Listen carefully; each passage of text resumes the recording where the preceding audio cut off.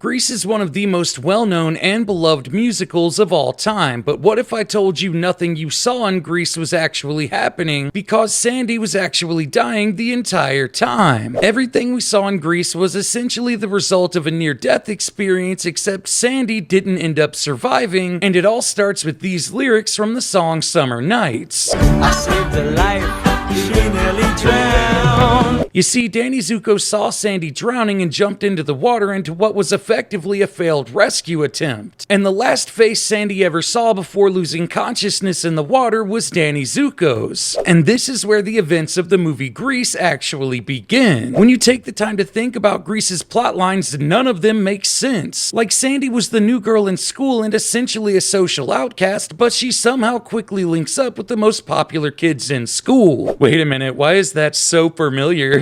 Why don't I know you? I'm new. I just moved here from Africa. And no matter what happens or how bad the circumstances may be, everything just seems to work itself out and end with an optimistic resolution. Everything that was happening in Grease was essentially the result of dimethyltryptamine being released in Sandy's brain as she was dying. Again, this is a very common occurrence in near-death experiences, as all the happy endings are a way of putting a person at ease, so they're more willing to accept their fate and drift away into the afterlife. And then, of course, there's these lyrics from the song Look at Me, I'm Sandra Dee. Hold your head high, take a deep breath and sigh. Come on, Sandy! Goodbye to Sandra